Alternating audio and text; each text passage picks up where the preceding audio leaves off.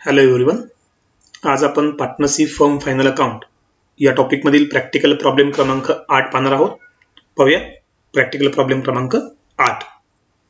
Nana and Nani are partners in partnership firm sharing profits and losses equally. You are required to give effects of adjustments in profit and loss account and balance it with the help of following information. Trial balance as on 31st March 2019. Debit balances: insurance 15,000, land and building into bracket addition of rupees 20,000 with effect from 1st July 2018 bracket complete 50,000, salaries 5,000, export duty 2,500, interest 1,000, furniture 40,000, debtors 26,000. Credit balances: capital account of Nana 50,000, Nani 50,000, 10% bank loan taken on 1st October 2018 30,000, interest 1,500, bills payable 8,000, total of debit and credit 1,39,500. Adjustments क्रमांक 1. Gross profit amounted to rupees 34,500. Second adjustment: insurance paid for 15 months with effect from 1st April 2018. मित्रांनो आपण tick mark करूया. Insurance नावाचा item आहे, first class tick mark केली. Okay. Third adjustment: depreciate land and building at 10% per annum and furniture at 5% per annum. Tick mark करूया. land and building, furniture. Okay. Adjustment क्रमांक 4.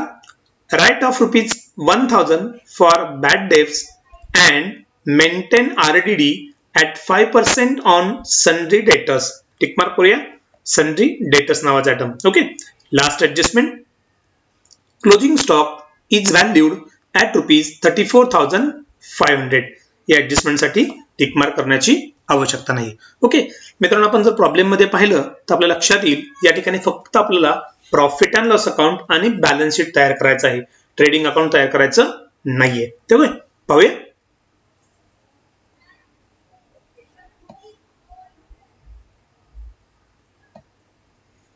Okay. At the बिगिनिंगलाच आपण mention केलंय in the books of Nana and Nani. Performer मध्ये तुम्हाला trading account दिसते, profit and loss account दिसते आणि balance sheet देखील दिसते. ऍट द बिगिनिंगलाच ट्रेडिंग अकाउंटची तिथं एक लाईन मारून ते कॅन्सल केलेलं आहे. तर आपण ट्रायल बॅलन्स मधील आयटम ट्रान्सफर करून घेऊया. ओके. फर्स्ट आयटम आहे इन्शुरन्स. प्रॉफिट अँड लॉस अकाउंटच्या डेबिटला घेऊया 2.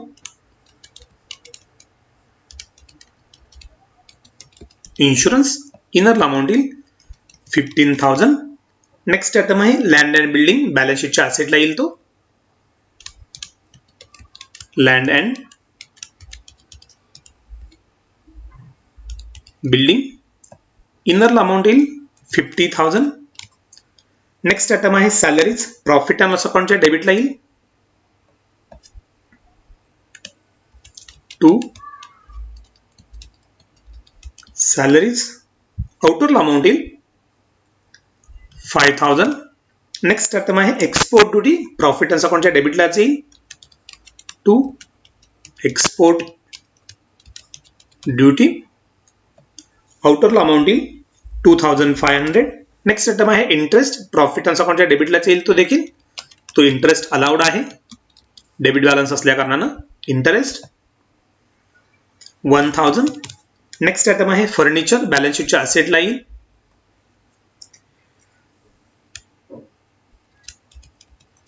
फर्निचर. अमाउंट येईल इनरला 40,000.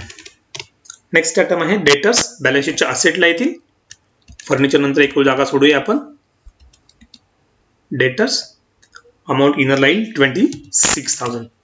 डेबिट साईडचे आयटम ट्रान्सफर झाले. क्रेडिट साईडचा पहिला आयटम आहे कॅपिटल्स. बॅलन्स शीटच्या लायबिलिटी साईडला येईल ते कॅपिटल अकाउंट्स. नाना. अमाउंट इनरला येईल 50,000. ओके. त्यानंतर 3 ते 4 जागा सोडूया. घेऊया नानी. इनरला अमाउंट येईल 50,000. ओके. नेक्स्ट आयटम आहे 10% bank loan taken on 1 October 2018. Bank loan ही लायबिलिटी आहे, बॅलन्स शीटच्या लायबिलिटी साइडला येईल 10%.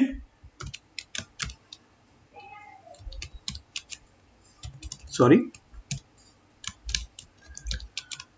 बँक लोन अमाउंट येईल 30,000 इनरला. नेक्स्ट आयटम आहे इंटरेस्ट. इंटरेस्टचा क्रेडिट बॅलन्स आहे, याचा अर्थ ते इंटरेस्ट रिसिव्ड आहे प्रॉफिट अँड अकाउंटच्या क्रेडिटला बाय इंटरेस्ट. आउटरला अमाउंट येईल 1,500. अँड लास्ट आयटम आहे बिल्स पेबल. बॅलन्स शीटच्या लायबिलिटीला येईल बिल्स पेबल. आउटरला अमाउंट येईल 8,000 रुपीज. ओके. ट्रायल बॅलन्स मधील आयटम ट्रान्सफर झाले. आपण जाऊया ऍडजस्टमेंट क्रमांक 1 कडे. ऍडजस्टमेंट क्रमांक 1 मध्ये म्हटले ग्रॉस प्रॉफिट अमाउंटेड टू ₹34,500. मित्रांनो, आपल्याला ग्रॉस प्रॉफिट दिलेला आहे, याचा अर्थ हा ग्रॉस प्रॉफिट आपल्याला प्रॉफिट अँड लॉस अकाउंटच्या क्रेडिट साइडला ब्रॉट डाउन करावं लागेल. लिहूया by gross profit brought down inner आउटरला अमाउंट 34,500. मित्रांनो, याचा दुसरा इफेक्ट असण्याचं कारण नाहीये, कारण ग्रॉस प्रॉफिट हा आपण कॅरी डाऊन ट्रेडिंग अकाउंटच्या डेबिट साइडला केलेला असतो. ऍडजस्टमेंट क्रमांक 2 इन्शुरन्स पेड फॉर 15 मंथ्स. मित्रांनो, प्रॉफिट अँड लॉस अकाउंटच्या डेबिटला आपल्याला इन्शुरन्स दिसतात 15,000 हे 15 महिन्यांसाठी दिलेले आहेत. आणि त्यापुढे म्हटले विथ इफेक्ट फ्रॉम 1 एप्रिल 2018. आणि आपला ट्रायल बॅलन्स जर इयर एंडिंगची डेट आपण पाहिली तर ते आहे 31 मार्च 2019. याचा अर्थ आपलं जे अकाउंटिंग इयर आहे ते आहे 1 एप्रिल 2018 अप टू 31 मार्च 2019. याचा अर्थ 1 वर्षासाठी पूर्ण आपल्याला इन्शुरन्स चार्ज करायचा आहे, परंतु दिलेली रक्कम इन्शुरन्सची ही 15 महिन्यांसाठीच आहे. आपण इन्शुरन्सच्या अमाउंटकडे जर पाहिलं तर आपल्या लक्षात येईल ती 15,000 रुपये आहे, ती 15 महिन्यांसाठी आहे. याचा अर्थ 15,000 भागिले 15 केल्यानंतर आपल्याला 1 महिन्याची अमाउंट मिळेल, ती असेल 1,000 रुपये. एका वर्षामध्ये 12 महिने असतात, याचा अर्थ 3 महिन्यांची रक्कम प्रीपेड आहे, म्हणून आपण इन्शुरन्स मधून वजा करू लेस प्रीपेड, कारण ते पेड इन ऍडव्हान्स आहे 3,000 रुपीज. 15,000 मायनस 3,000 केल्यानंतर आउटर येतील 12,000. आणि प्रीपेड इन्शुरन्सचा दुसरा इफेक्ट असेल बॅलन्स शीटच्या असेट साइडला. प्रीपेड इन्शुरन्स आउटरला अमाउंट असेल 3,000. ओके मित्रांनो, परत एकदा लक्षात घ्या, इन्शुरन्सची अमाउंट 15,000 होती, 15 महिन्यांसाठी जी होती. आपण जे फायनान्शियल स्टेटमेंट्स तयार करतो ते एका वर्षाच्या कालावधीची म्हणजे 12 महिन्यांच्या कालावधीसाठी असतात, परंतु या ठिकाणी इन्शुरन्सची रक्कम ही 15,000 होती, ती 15 महिन्यांसाठी म्हणजे 3 महिन्यांची प्रीपेड होती, म्हणून ते आपण वजा केली आणि दुसरा इफेक्ट बॅलन्स शीटच्या असेट साइडला दाखवला. ओके. ऍडजस्टमेंट क्रमांक 3 कडे जाऊया. Depreciate land and building at 10% per annum. आता आपण लँड अँड बिल्डिंगच्या अमाउंट पाहिलं तर ते आपल्याला दिसते 50,000. आणि ट्रायल बॅलन्स मध्ये तुम्ही पाहिलं तर तुम्हाला ब्रॅकेटमध्ये इन्फॉर्मेशन दिलेली आहे addition of ₹20,000 with effect from 1 जुलै 2018. याचा अर्थ जी लँड अँड बिल्डिंगची 50,000 रुपये किंमत आहे त्यापैकी 20,000 रुपयांची लँड अँड बिल्डिंग ही बिझनेसमध्ये 1 जुलै 2018 ला आलेली आहे. याचा अर्थ आपण बायफर्केशन केलं 50,000 पैकी 20,000 ची जर 1 जुलै ला आली असेल तर 30,000 ची at the beginning of year म्हणजे वर्षाच्या सुरुवातीपासून आपल्याकडे असेल, म्हणून 30,000 वरती आपण पूर्ण वर्षाचं डेप्रिशिएशन 10% कॅल्क्युलेट केलं तर 30,000 इंटू 10 अपॉन 100 हे 3,000 रुपीज येईल. आणि जे ऍडिशनल फर्निचर घेतलं होतं 20,000चं लँड अँड बिल्डिंग 20,000ची त्यावरती 1 जुलै 2018 पासून 31 मार्च 2019 पर्यंत 9 मंथचं डेप्रिशिएशन आपण कॅल्क्युलेट करावं लागेल. 20,000 इंटू 10 अपॉन 100 इंटू 9 अपॉन 12 आपल्याला कॅल्क्युलेट केल्यानंतर ते अमाउंट मिळेल 1,500. याचा अर्थ 3,000 ओपनिंग पासून असणार आणि 1,500 असणार, असं एकूण टोटल डेप्रिशिएशन येईल 4,500. ते आपण मायनस करूया लेस डेप्रिशिएशन 4500, 50,000 मायनस 4500 आउटर येतील 45,500. ओके. डेप्रिशिएशनचा दुसरा इफेक्ट असेल प्रॉफिट अँड लॉस अकाउंटच्या डेबिट बाजूस to depreciation on land and building. आउटरला अमाउंट असेल 4500. ओके मित्रांनो, त्याच ऍडजस्टमेंटला कंटिन्यू केले. ऍडजस्टमेंट क्रमांक 3 and furniture at 5% per annum. मित्रांनो, फर्निचरची अमाउंट पाहिली आपण बॅलन्स शीटच्या साईडला, तर 40,000 आहे. त्याच्यावरती 5% कॅल्क्युलेट करूया. 40,000 इंटू 5/100 2,000 येतील. लेस करूया ते. लेस डेप्रिशिएशन 2,000, 40,000 मायनस 2,000 आउटरला येतील 38,000. ओके. दुसरा इफेक्ट असेल डेप्रिशिएशनचा प्रॉफिट अँड लॉस अकाउंटच्या डेबिट बाजूस to depreciation on furniture 2,000 rupees येतील आउटरला. ओके. ऍडजस्टमेंट क्रमांक 4 कडे जाऊया आपण. क्रमांक 4 मध्ये म्हटलंय write off rupees 1,000 for bad debts. म्हणजे आपल्याला 1,000 रुपये बॅड डेब्ट्स दाखवायचे आहेत. बॅड डेब्टचा इफेक्ट आपल्याला माहिती आहे. सनडे डेटर्स मधून आपण मायनस करतो. डेटर्स बॅलन्स शीटच्या असेटला आहेत. लेस बॅड डेब्ट्स आणि ही अमाऊंट आहे 1,000 रुपये. 26,000 मायनस 1,000 केल्यानंतर इनरलाच अमाऊंट येईल 25,000. बॅड डेब्टचा दुसरा इफेक्ट असतो प्रॉफिट अँड लॉस अकाउंटच्या डेबिट बाजूस to bad debts rupees 1,000. Okay. Adjustment क्रमांक 4 लाच पुन्हा कंटिन्यू केलंय आणि म्हटलंय and maintain RDD at 5% on sundry debtors. Sundry डेटर्सच्या वरती पुन्हा 5% आरडीडी आपल्याला कॅल्क्युलेट करायचे आहेत. आता संडे डेटर्सची बॅड डेब्ट्स वजा केल्यानंतर जी अमाऊंट येते 25,000 त्यावरती आपण कॅल्क्युलेट करूया 5%. 25,000 इंटू 5/100 केल्यानंतर येईल 1,250. लेस करूया. लेस RDD 1,250. आउटरला येतील 25,000 मायनस 1,250 आउटर येतील 23,750 रुपीज. आरडीचा दुसरा इफेक्ट असेल प्रॉफिट अँड लॉस अकाउंटच्या डेबिट बाजूस टू RDD 1,250. ओके मित्रांनो, शेवटची ऍडजस्टमेंट आहे 5वी. Closing stock is valued at rupees 34,500. Closing स्टॉकचे दोन इफेक्ट आपल्याला माहिती आहेत. पहिला इफेक्ट असतो ट्रेडिंग अकाउंटच्या क्रेडिट बाजूला. या ठिकाणी आपल्याला ट्रेडिंग अकाउंट तयार करायचंच नाहीये, त्यामुळे पहिला इफेक्ट येणार नाही. पण दुसरा इफेक्ट असेल बॅलन्स शीटच्या असेट बाजूला. क्लोजिंग स्टॉक आउटरला अमाऊंट येईल 34,500.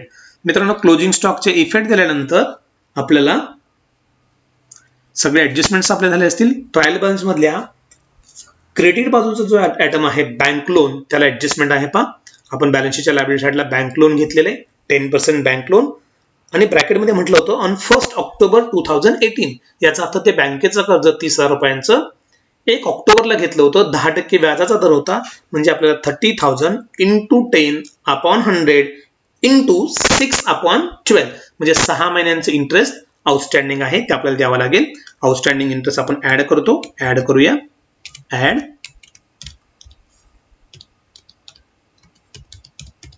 Outstanding interest. आउटरला अमाऊंट येईल 1,000 इनरला 1,500. 30,000 प्लस 1,500 आउटरला येतील 31,500 रुपीज. आणि आउटस्टँडिंग इंटरेस्ट ऑन बँक लोनचा दुसरा इफेक्ट असेल प्रॉफिट अँड लॉस अकाउंटच्या डेबिट बाजूस to interest on bank loan. आउटरला अमाऊंट असेल 1,500. अशा रीतीने मित्रांनो सगळे आयटम्स आपले ट्रान्सफर करून झाले असतील. सर्व ऍडजस्टमेंट हिडन ऍडजस्टमेंट झाले असतील.